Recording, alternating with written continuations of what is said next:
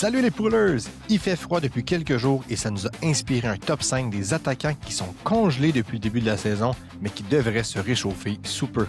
On commence avec la 5e position, Adrian Kempe. Après un début de saison à la hauteur des attentes, le Suédois n'est plus tout à fait lui-même, n'ayant récolté que 19 points à ses 29 derniers matchs. Pourtant, Kempe continue de jouer plus de 19 minutes par rencontre et conserve un rôle de premier plan avec les Kings, participant à près de 65% du temps en avantage numérique. S'il tire légèrement moins au filet dernièrement, le fait qu'il compte 30% de passes secondaires laisse croire qu'une reprise de production est imminente. En 4e position, Adam Fantilli. Avec 33 points en 51 matchs, on pouvait s'attendre à plus du jeune centre de 21 ans originaire de Nobleton en Ontario. Cela dit, Fantilli n'a jamais autant tiré au filet avec une moyenne de 2,7 tirs par match, tout en atteignant des sommets au chapitre du temps de glace, soit presque 19 minutes, incluant 2 minutes 30 en avantage numérique.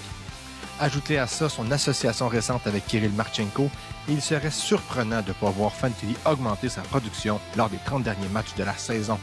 En 3e position, nul autre que JT Miller, le capitaine des Rangers, a 32 points en 43 matchs cette année, et c'est sa pire saison lors des 7 dernières années. Pourtant, ses statistiques sous-jacentes sont pratiquement identiques à celles des saisons précédentes.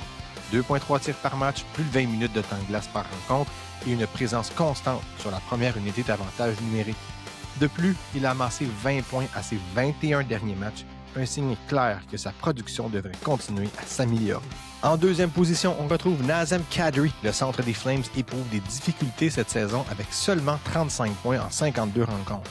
Certes, Kadri ne fait pas partie d'une puissance de la LNH, mais avec un faible taux de réussite de 6,3% sur ses tirs et 67% de ses mises en jeu en zone offensive, tout indique qu'il est dû pour une progression lors des 30 derniers matchs de la saison. Et en première position, Jesper Bratt. Rien ne va plus pour Jesper Bratt et les Devils après un début de saison plus qu'encourageant. Auteur de 2 saisons consécutives d'1 point par match, Bratt tourne au ralenti cette année avec 38 points en 52 matchs, soit un rythme de 60 points, ce qui représenterait sa pire production en 5 ans.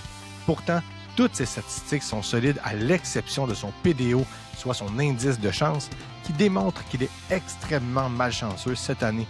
Un indicateur important suggérant que son jeu est bien meilleur que ne le laisse paraître sa production et qu'un retour à la normale est à prévoir sous peu. Et voilà, c'est ce qui complète notre top 5 des joueurs qui devraient dérougir d'ici la fin de la saison.